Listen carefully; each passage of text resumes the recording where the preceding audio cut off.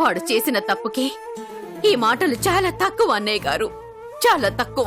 జరిగిన దాంట్లో అబ్బాయి తప్పు ఎంతుందో మా అమ్మాయి తప్పు కూడా అంతే ఉంది. వీళ్ళిద్దరూ పొసెసివ్నెస్ ని తట్టుకోలేకపోవడం వల్లే దూరం అయ్యారు తప్ప ద్వేషంతోనో కోపంతోనో కాదు చిన్నదిన.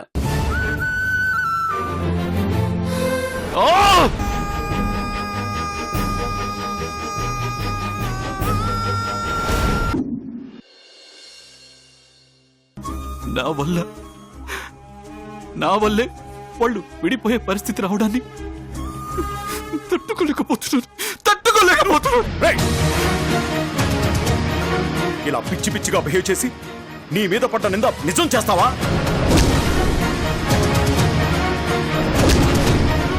ఒరేయ్, నువ్వు ఇలా పిచ్చి పిచ్చిగా బిహేవ్ చేస్తే సమస్య పరిష్కారం అవుతుంది అనుకుంటున్నావా? లేదురా, క్రిష్లో ఉన్న అనుమానానికి ఇంకా ఇంకా బలమిచ్చిన వాడు అవుతావు. వాళ్ళిద్దరి మధ్య దూరం మరింత పెరగడానికి కారణమవుతావు. ఆవేశంతో కాదురా, కొంచెం ఆలోచించు.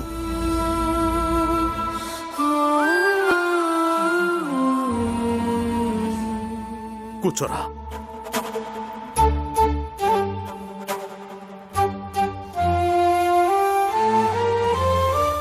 ఏంట్రా నాన్న ఇది? మరీ ఇంత సెన్సిటివ్ అయితే ఎలారా? రే అభి, భయం వేస్తోందిరా. ఎక్కడ నా బిడ్డని పోగొట్టుకుంటానునని ప్రతి క్షణం భయం వేస్తోందిరా. అయినా మన వల్ల ఒక సమస్య వచ్చినప్పుడు, దానివల్ల ఎదుటి వాళ్ళకి నష్టం కలిగినప్పుడు ఆ సమస్యని ఎలా పరిష్కరించాలి, ఆ నష్టాన్ని ఎలా పూడ్చాలి అని ఆలోచించాలే గాని ఇలా పిచ్చోళ్ళ బిహేవ్ చేయకూడదు.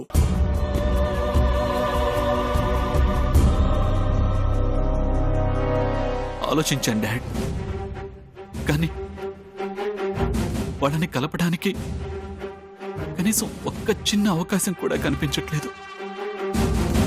వాళ్ళ మధ్య అపార్థాలు రావడానికి, పీటల దాకా వచ్చిన పెళ్లి ఆగిపోవడానికి కారణమైన నేను ఇక లేకపోవడమే. పిచ్చోళ్ళ మాట్లాడకరా. నువ్వు లేకపోతే క్రిష్ దృష్టిలో మీనాక్షి కరెక్ట్ అవుతుందా? తన మీదున్న అనుమానం అంతా పోయి ఒకేసారి ప్రేమ పుడుతుందా? ఎలా ఎలారా? వాళ్ళిద్దరూ తిరిగి ఎలా కలుస్తారనుకున్నావు? చెప్పరా, ఏ విధంగా కలుస్తారనుకున్నావు? చెప్పు. ఒరే నాన్న, నీ వల్లే ఇదంతా జరిగిందని నువ్వు బాధపడుతున్నావే తప్ప ఇందులో నీ ప్రమేయం కొంతవరకే ఉందని, నీ వెనకేదో పెద్ద కుట్రే ఉందని నువ్వు అనుకోలేకపోతున్నావు.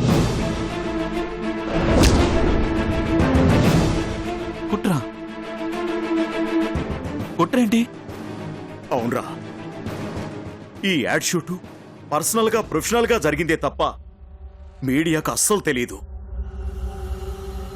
మనకు తెలియకుండా, మన ప్రమేయం లేకుండా కనీసం ఒక చిన్న ఫోటో కూడా బయటికి వెళ్లే ఛాన్స్ లేదు. మరి అలాంటిది సోషల్ మీడియాలో ఇంతలా ఎలా స్ప్రెడ్ అయింది? న్యూస్ మీడియాకి ఎలా లీక్ అయింది? డౌట్ రావట్లేదా? వీటన్నింటినీ ఆలోచిస్తుంటే ఇదంతా ఎవరో కావాలని ప్రీ ప్లాన్డ్ గా చేశారని డౌట్ రావట్లేదా? నిజమే డాడ్, ఇలా జరిగింది అన్న బాధలో పడిపోయి అసలు ఈ విషయం గురించి ఆలోచించడమే మర్చిపోయాను.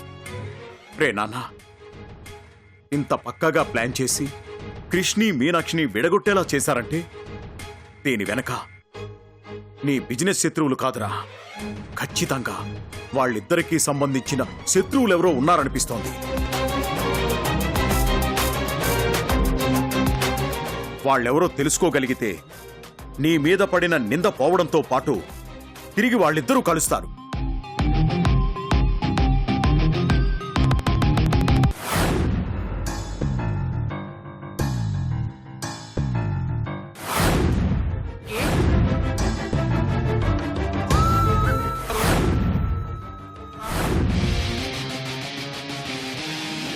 అమ్మాయిని ఎంతమంది పెళ్లి చేసుకుంటారు?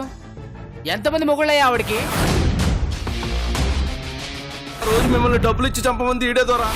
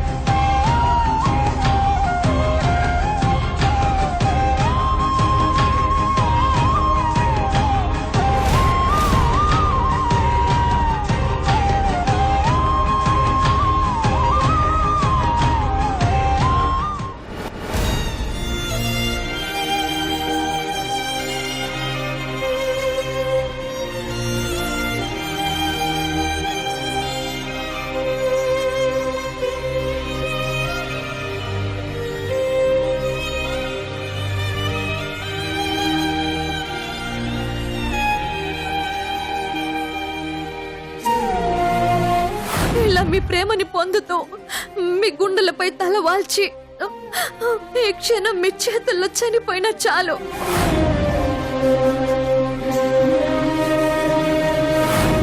ఈ క్షణం నుంచి నీ కోసం, నిన్ను ఆనందంగా ఉంచడం కోసం మాత్రమే బతుకుతాను.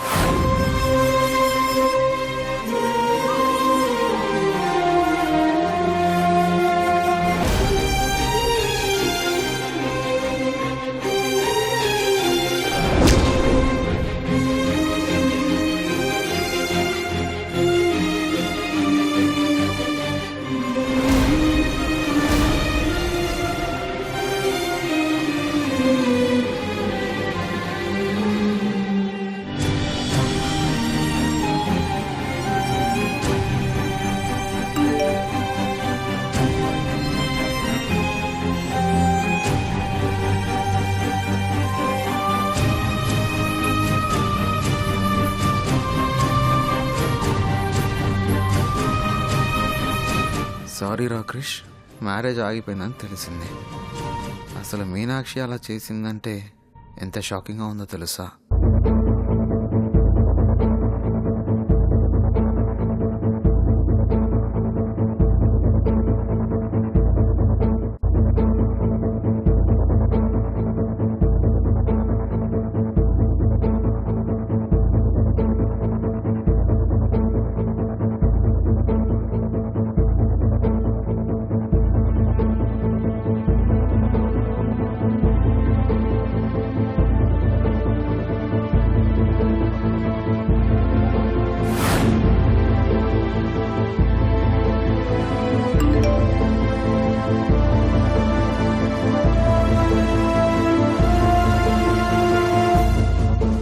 సారీ క్రిష్, ఇలా జరిగినందుకు చాలా బాధగా అనిపిస్తుంది. పో ఛ!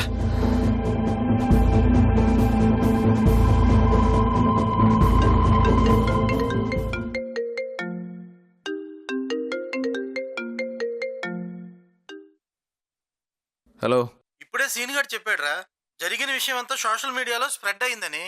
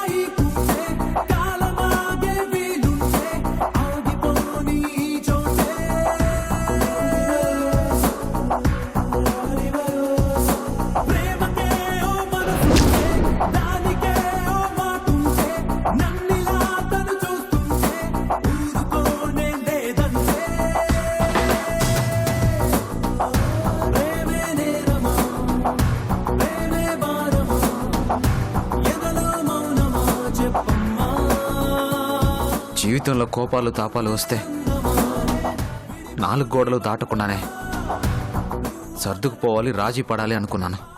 కానీ 4 గోడల మధ్య పదిలంగా ఉండాల్సిన మన జీవితాలని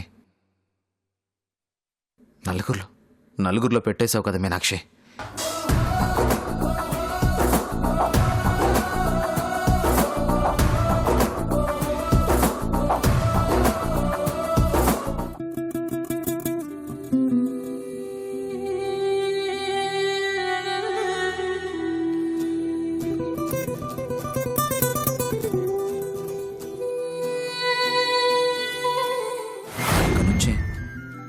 నీ కళ్ళల్లో నీళ్ళొస్తే అవి ఆనందంతోనే తప్ప బాధతో ఉండవు.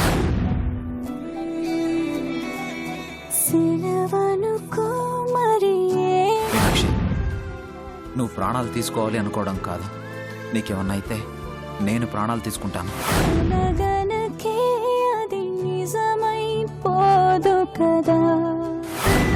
నువ్వు నా ప్రాణం మీనాక్షి. నువ్వు లేకుండా నేను ఎలా బతకాలని చెప్పు. ఇంకెప్పుడు మాటలాడును. నా ప్రాణం పోయినా సరే ఈ గుండెల్లో నీ మీదున్న ప్రేమ మాత్రం చచ్చిపోదు. I promise you Meenakshi. మనసుని తిట్టాలి ఈ క్షణం. చేతిలో కలిస్తేనే కదా చప్పట్లో. ఈ మోసం ద్రోహం కూడా అంతే.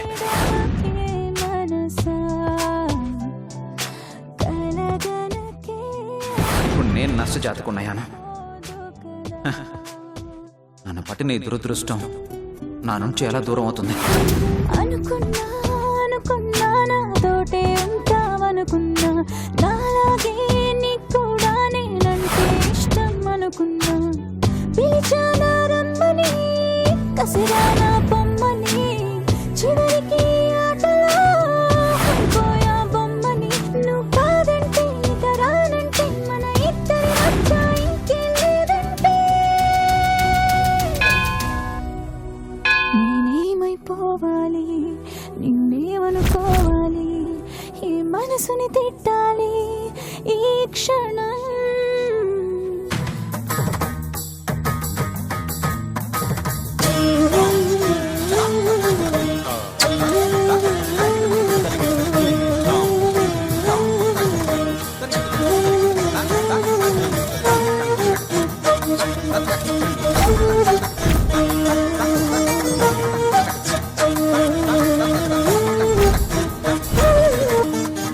నీకు మొక్కుకుంటే పుట్టానంట నేను. నువ్విచ్చిన వరమని నాకు నీ పేరు పెట్టారు. జీవితాంతం నువ్వు నాకు తోడుగా ఉంటావని, నా చెయ్యి ఎప్పటికీ విడిచిపెట్టవని మా నాన్న నాకెప్పుడూ చెబుతూ ఉండేవారు. అవును, నిజమే. ప్రతి క్షణం తోడుగానే ఉంటున్నావు, అనుక్షణం నన్ను ఏడిపించడానికి. నా చెయ్యి పట్టుకొని విడిచిపెట్టకుండానే ఉన్నావు. ఇదిగో దగ్గరుండి ఇలా నరకంలోకి తోసేయడానికి. ఆడపిల్లకి ఏదైనా కష్టం వస్తే అమ్మకి చెప్పుకుంటుంది.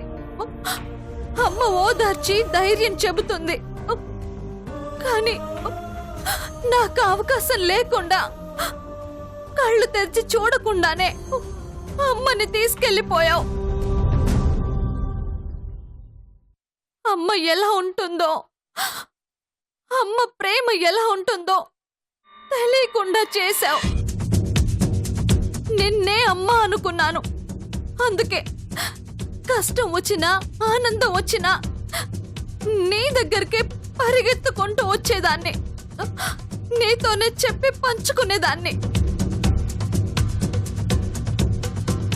అమ్మ ఆశీర్వదించి చల్లగా చూడాలి గాని ఇంత క్షోభ పెట్టొచ్చా చెప్పు? ఇలా చేయటానికి నీకు మనసు ఎలా వచ్చిందమ్మా? నాకు ఊహ తెలిసిన దగ్గర నుంచి నీకు పూజ చేస్తూనే ఉన్నాను. నిన్ను తలుచుకొని రోజంటూ లేదు. మరి ఎందుకమ్మా నా మీద నీకింత కోపం? ఒక్క రోజు కాదు, 2 రోజులు కాదు, పుట్టిన దగ్గర నుంచి బాధలు పెడుతూనే ఉన్నావు. ఎదిగో ఇలా కన్నీళ్లు పెట్టిస్తూనే ఉన్నావు. ఎందుకమ్మా? ఎందుకు నేనంటే అంత కక్ష నీకు? కాసేపు నవ్విస్తావు, అంతలోనే ఏడిపిస్తావు.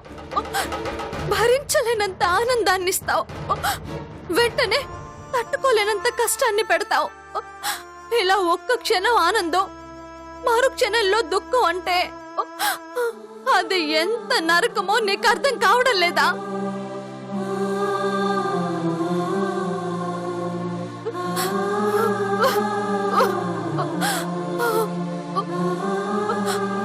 బ్రతకాలో చావాలో అర్థం కాని పరిస్థితి అమ్మా. ఎందుకమ్మా ఎందుకమ్మా ఇంత హింస పెడుతున్నావు? ఏ నేను సంతోషంగా ఉంటే చూడలేకపోతున్నావా? నేను ఏడిస్తే నీకు ఆనందమా? నన్ను బాధ పెడితే అది నీకు సంతోషమా? చెప్పమ్మా, ఎందుకు ఎందుకు నా జీవితంతో ఇలా ఆడుకుంటున్నావు?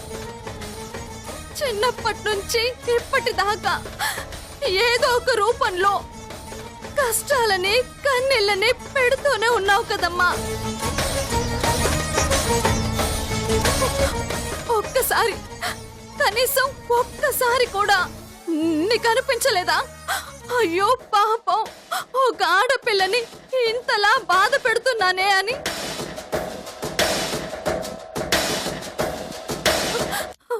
నా కన్నీళ్ళని చూసి నీకు జాలి కలగట్లేదా?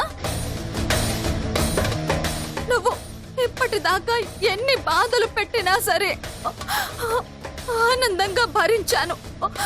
ఎందుకో తెలుసా? ఏదో ఒక రోజు మంచి చేస్తావనే నమ్మకంతో. కానీ ఆ నమ్మకం ఈ రోజుతో చచ్చిపోయింది. అసలేం చేద్దాం అనుకుంటున్నావమ్మా నా జీవితాన్ని? నాతో కలిసి జీవితాన్ని పంచుకోవాల్సిన వాడే నన్ను నష్టజాతకురాలు అన్నాడు. మరి ఎందుకమ్మా నాకు ఈ జీవితం?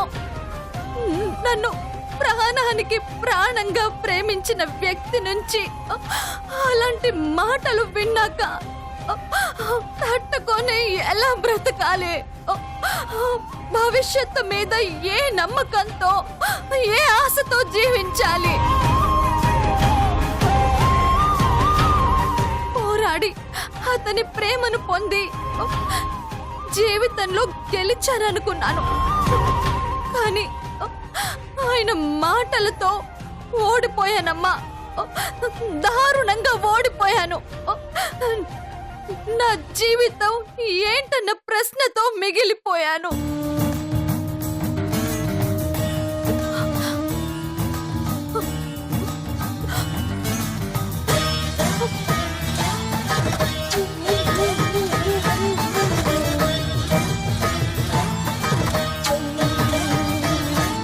నువ్వంతా మంచి చేస్తావని నీ రూపుని కొంగుకి కట్టారు. నీకు మనసే లేనప్పుడు ఇక మంచెలా చేస్తావు? అక్కర్లేదు, నువ్వు అక్కర్లేదు, ఈ జీవితం నాకు అక్కర్లేదు, ఏది అక్కర్లేదు. ఏది అక్కర్లేదు.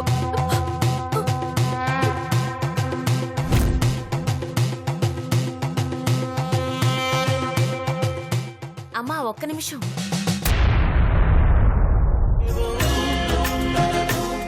అమ్మా, మా ఆయనకి ఆరోగ్యం కుదుట పడితే సౌభాగ్యలక్ష్మి వ్రతం చేసి 11 మందికి వాయినాలిస్తానని మొక్కుకున్నాను. ఇలా కొత్త పెళ్లి కూతురికి వాయనం ఇవ్వడం అనేది శుభసూచికమని, అదృష్టమని చాలా మంది అంటారు. లక్ష్మీదేవిలా ఎదురొచ్చి నాకు ఆ అదృష్టాన్ని కలిగించావు.